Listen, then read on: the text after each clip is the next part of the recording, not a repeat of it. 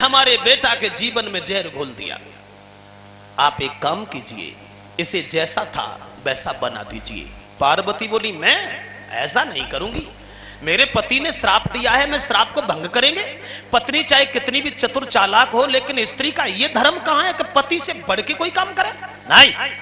वशिष्ठ कहने लगे, पार्वती तुम्हारी पत पत्नी की बात है, इसलिए हम कह रहे, शंकर जी का अपमान हम भी नहीं चाहते हैं, हमारे पुत्र को जैसा था वैसा कर दीजिए, और अगर ऐसा तुमने नहीं किया तो हम तुम्हारे शंकर जी को श्राप देकर के स्त्री कर देंगे, समझ गई? तो वो घबरा गई, बोली देखो वशिष्ठ, ज्यादा पीछे पड़े हो तो थोड़ा अंतर हम कर देंगे। कितना अंतर? तो पार्वती बोली सुनो, इतना ही हो सकता है, इसमें कुछ अंतर आएगा, ये 1 महीना पुरुष रहे, 1 माह स्त्री दिखलाए।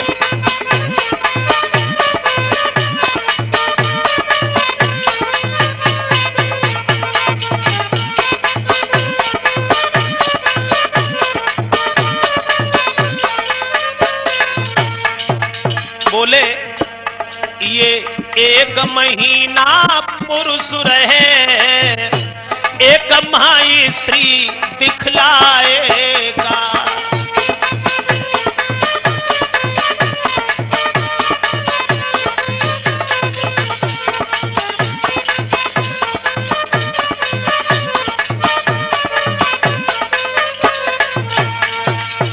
इतना हो जाएगा। पार्वती बोली 1 महीना सुधम्न पुरुष रहेंगे और 1 महीना स्त्री रहेंगे। सुधम्न बोले, गुरुजी मुसीबत तो वही रही, 1 महीना पुरुष बन के आराम से गुजर जाएगा, 1 महीना बाद फिर हम स्त्री बन जाएंगे, जिनके भैया लगत हो सो बहन जी कहेंगे, फिर हम कैसे रहेंगे? बोले कुछ भी सही, अब इससे ज्यादा कुछ नहीं होगा। तो सुधम्न का शरीर फिर बदल गया और वो फिर लड़का बन गए, पुरुष बन गए, और जो लड़का उनके गर्भ से पैदा हुआ था उस लड़का को गोद लिया और चंद्रमा के पुत्र बुध से क्षमा मांगी, माफ कीजिए महाराज, अब हम की जाओ। घर चले आए। घर पे आए, उनकी पत्नी ने पूछा, महाराज इतने दिन कहां रहे? बोले हम थोड़ी मुसीबत में फंस गए, आ नहीं पाए। कोई बात नहीं, ये लड़का किनका है? बोले ये लड़का हमें वन में मिल गया, ये नहीं बताया कि हम लड़की बन गए थे और मेरे ही गर्भ पैदा हुआ। घर पे रहने लगे, धीरे धीरे धीरे धीरे 1 महीना बीत गया, और जब 1 महीना बीत गया, सुधम्न रात में सोते ही सोते फिर लड़की बन गए। और फिर लड़की बन गए तो अब शर्म से चादरा नहीं उठाया ऊपर से, अब मैं सबके सामने कैसे जाऊंगा, कैसे मुंह दिखाऊंगा? उनकी पत्नी सोचने लगी, इतने वक्त तक तो कभी नहीं सोते थे, आज पता नहीं क्या बात है, जगाने पहुंची, और जो चादरा ऊपर से खींचो तो देखा उसमें एक औरत लेटी है। उसे निहार करके दौड़े पड़ी, कहां रहती हो? दूसरे के घर में आके सो गई, कहां रहती हो? तब उन्होंने सारी हकीकत कही। तो सुधम्न 1 महीना पुरुष और 1 महीना स्त्री रह करके ही सारी जिंदगी इन्हें बितानी पड़ी। फिर इनकी पत्नी के गर्भ से 3 लड़का पैदा हुए। उन तीनों लड़कों को दक्षिण दिशा का राजा बना दिया, और जो पुरुरवा उनके गर्भ से पैदा हुआ था वो पुरुरवा को उत्तर दिशा का राजा बना दिया। अब पुरुरवा से जो संतान पैदा हुई वो सब चंद्रवंशी कहलाई, और उनकी पत्नी से जो पुत्र हुए थे उनसे जो संतान हुई वो सूर्यवंश में चली गई। यहां से इन दोनों का विभाजन हो गया।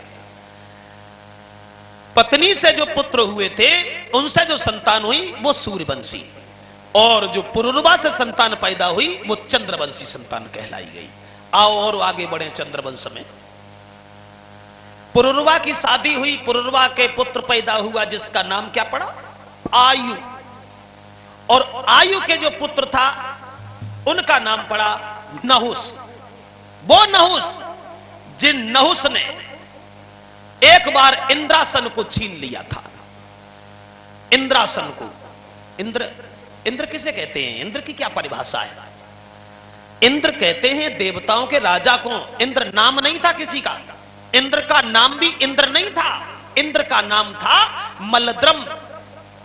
पहले जो तपस्या में सफल हो जाता था वो ही देवताओं का राजा बन जाया करता था, उसी को इंद्र कहा जाता था। जैसा इंद्र बनने के लिए वोट नहीं पढ़ते थे, तब वोट नहीं पढ़ते थे जैसे आजकल वोट पढ़ते हैं राजा बनने के लिए। पहले जो तपस्या में सफल हो गया वो ही देवताओं का राजा बन गया, उसी को इंद्र कहा जाता था। और इंद्र इसीलिए किसी को तपस्या करने नहीं देता था कि कहीं हमारी ये सीट न चली जाए। हमेशा से खींचातानी रही है सीट की, आज ही नहीं है। आज तो चारों तरफ से मुसीबत ही मुसीबत है। पहले में और अब में थोड़ा अंतर है। हालांकि हमें नहीं कहना चाहिए, कोई ये राजनीतिक मंच नहीं है और ना हम वोट मांगने आए हैं, हमारा विषय अलग है। सच बात थोड़ी कड़वी होती है, क्षमा करें जो लोग राजनीति से जुड़े हुए बैठे हों, 5 उंगलियां एक सी नहीं होती। मेरा मतलब है तब में और अब में लंबा अंतर आ गया। अब नेतन की मीठी बात वोट मांगे, जोरे हाथ पीछे से जे मारे लात, कैसी राजनीति है। फर्क आ गया, अंतर आ गया।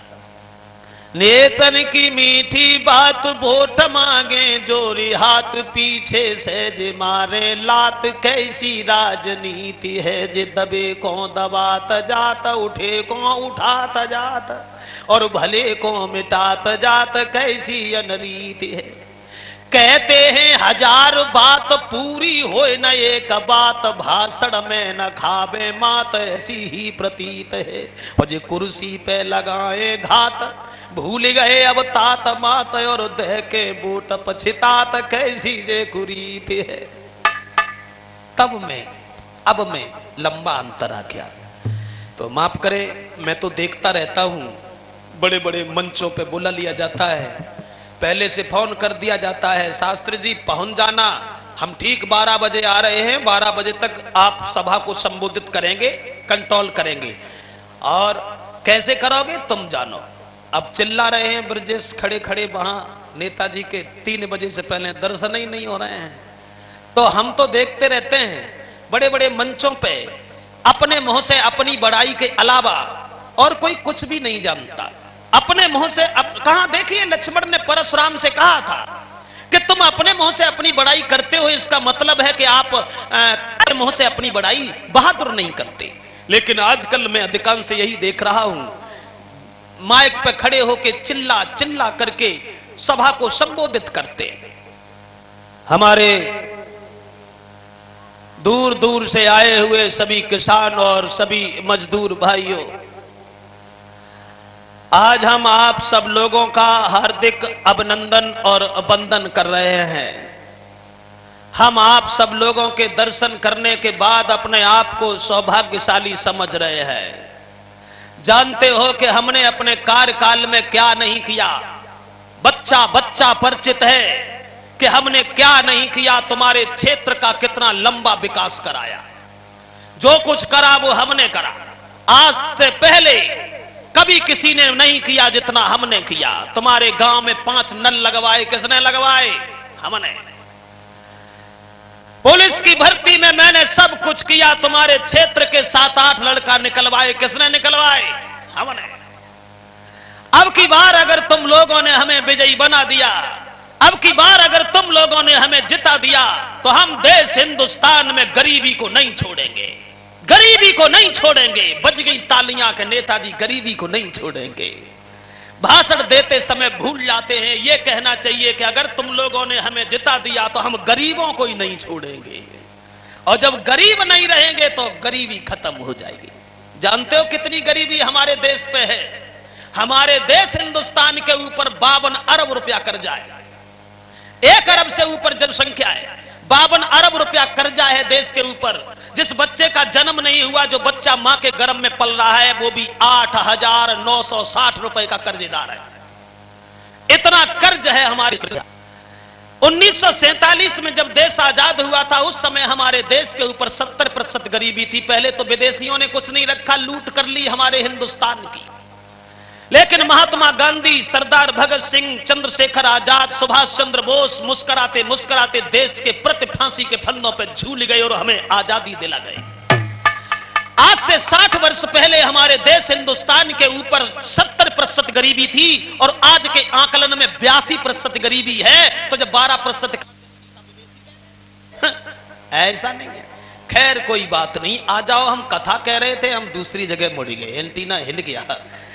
आइए देखते हैं, इंद्र की पदवी पाली थी नहुस ने। ये नहुस चंद्रवंशी राजा थे, लेकिन एक भूल इन्हें लेकर के डूब गई। एक भूल। नहुस ने एक दिन इंद्र की पत्नी को देख लिया। इंद्र की पत्नी बहुत सुंदर थी और नहुस को घमंड हो गया। और देखिए, घमंड ही इंसान को पतन की ओर खींच ले जाता है। घमंड से इंसान का लोग सम्मान नहीं करते। घमंडी का सर हमेशा नीचा होता है। तो वो नहुस, उन्होंने दूर से देख लिया इंद्र की पत्नी को, जो छत के ऊपर खड़ी थी। स्नान करने के बाद करली ने स्नान बिसर्गो ज्ञान कर्म गति छाई, छत के ऊपर अटिया पे इंद्राणी रही लहराई, और सुंदर बदन विशेष खोल के केस सुखाई रही भाई, जिस नभ में बिजली चमक चमक रही जाए।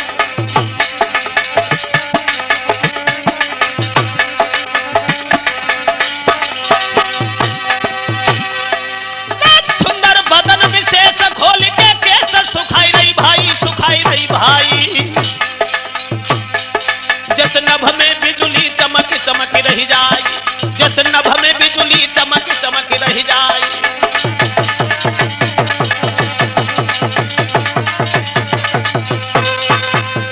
दूर से देख लिया नहुस ने जो इंद्र की पत्नी को, वाह भाई वाह, मैं यहां का राजा हूं और जो मैं कहूंगा वही होगा।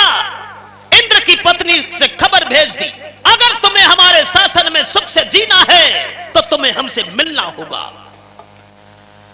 इंद्र की पत्नी ने भी उत्तर में खबर भेज दी, हम जो आप कहेंगे हम तैयार, लेकिन शर्त यह है जब आप हमारे महलों में आओ तो कहारों की जगह ब्राह्मण को पालकी में लगा के आओ। नहुस पागल हो गई औरत के पीछे, ब्राह्मणों को पालकी में लगा लिया, पालकी में बैठ के चल दिए। जल्दी चलो जल्दी चलो। ब्राह्मण लोग कहने लगे इतनी देर हो गई चिल्लाते चिल्लाते, और मैं इतनी जल्दी चल रहा हूं फिर भी तू हमें तंग कर रहा है, इसलिए मैं तुझे श्राप देता हूं कि तू सर्प बन जा। न उस सांप बन गए, वहां तक पहुंच भी नहीं पाए। तो एक छोटी सी भूल उन्हें लेकर के डूब गई। फिर इनके लड़का हुए 5। सबसे बड़े लड़का थे यात, जिन यात की शादी हुई थी राक्षसों के गुरु शुक्राचार्य की बेटी देवयानी से। फिर चंद्रवंश आगे कैसे चला तो आओ संक्षेप में जल्दी जल्दी में बताते चले कि देखिए, एक बात आपको और बता दें कि ये यात के साथ में देवयानी का विवाह हुआ। ऊपर उठाए दो, ऊपर बेटिया पहचानो के न की, ना तो गाड़ी में बैठा दी हमले वहां नहीं।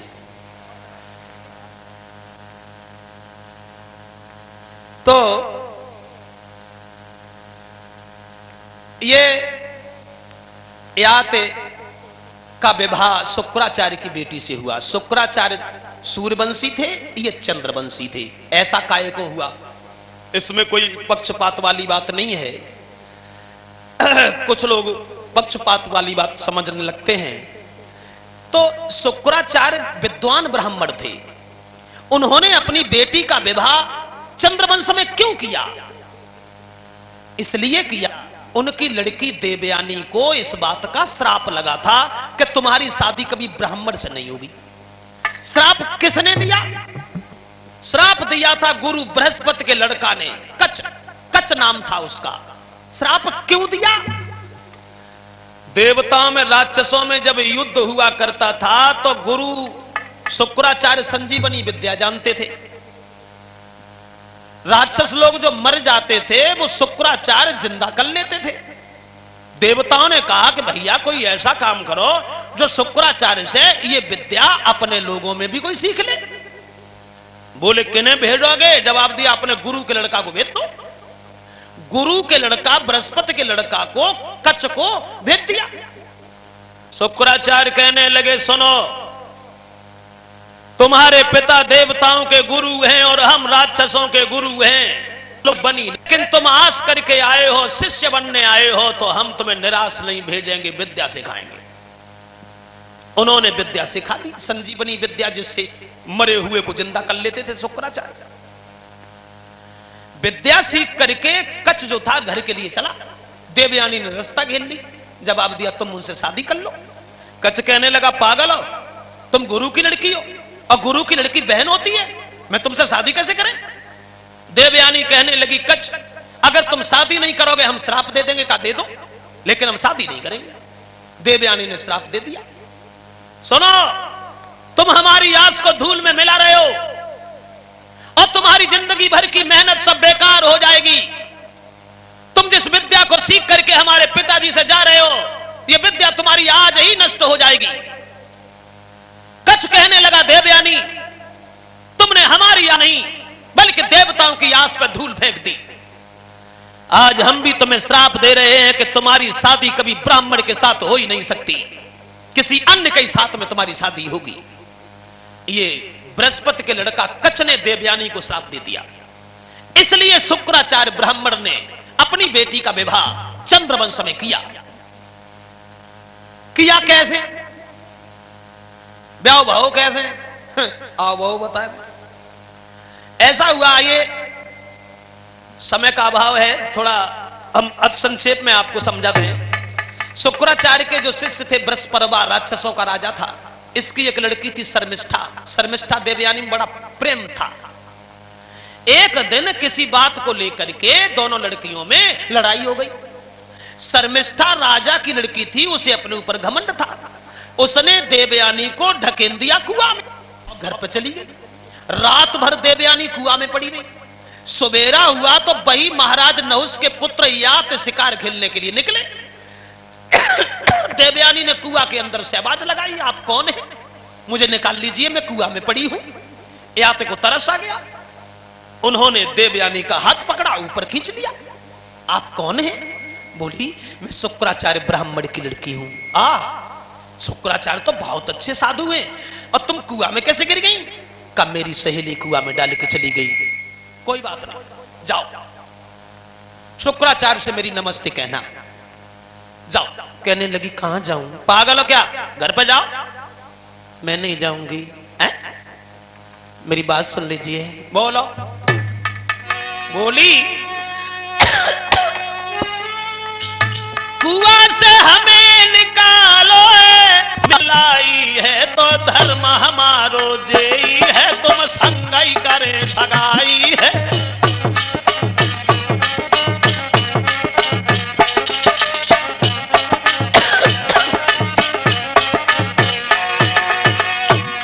हर धर्म हमारो जेई है, तुम संगम करे सगाई है।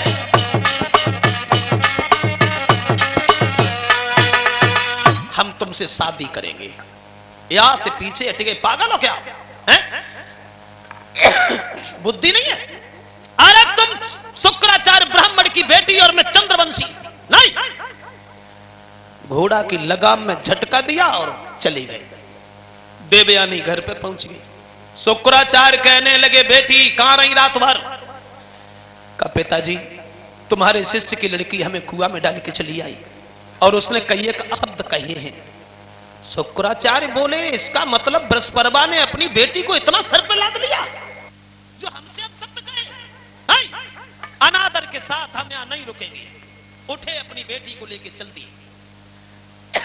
बृहस्पति ने रास्ता घेर लिया। गुरुजी आप जा रहे हैं, आपके बिना हम कैसे जिएंगे? शुक्राचार्य कहने लगे मर तो जाओगे, मर जाओ, मुझे क्या करना, हम अनादर से जिए।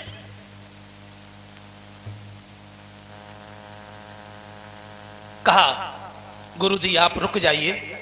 शुक्राचार्य बोले हम तो रुकेंगे अगर हमारी लड़की रुक जाए तो। देवयानी के पैर पकड़ लिए, बहन तुम रुक जाओ तो गुरुजी रुक जाएंगे। देवयानी बोली हम रुक तो जाएंगे लेकिन एक शर्त पे रुकेंगे। जिस तुम्हारी लड़की को घमंड है कि मैं राजा की लड़की हूं और जिस तुम्हारी बेटी ने हमें कुआं में डाला, होगी तुम्हारी लड़की जिंदगी भर के लिए मेरी दासी बन के अगर जाए तो हम रुकेंगे। तो बृहस्पति की गरज थी, उसने कह दिया ठीक है हमारी बेटी तुम्हारी दासी बनेगी, तुम रुको। रुक गए शुक्राचार्य। देवयानी से पूछा बेटी कुआं में से तुम्हें किसने निकाला? उन्होंने सारी हकीकत कही। तो याते को बुलाया, बेटा अच्छे तरीका से मैं जानता हूं कि तुम चंद्रवंशी हो और महाराज नहुस के पुत्र हो, वो नहुस जिन्होंने इंद्रासन को अपने कब्जा में कर लिया। खैर कोई बात नहीं, हम तुमसे अपनी बेटी की शादी करना चाहते हैं। शुक्राचार्य की ओर देखा, का महाराज आप? हां हां कोई बात नहीं, हम अपनी बेटी का विवाह तुमसे करना चाहते हैं। याते बोले तो अगर आप कह रहे हैं तो ठीक है, तो हम मंजूर। तो जाओ बारात लेके आओ। तो हंसी खुशी के साथ के चली बारात, न देर लगाई मंडप लो गढ़वाई रे बिटिया की भई सगाई। शादी होने के बाद वो लड़की सवेरा जब हुआ, भाई महल से जुदा सुबह को विदा लई करवाई, पलकी के बीच में लीनी झट बैठाई।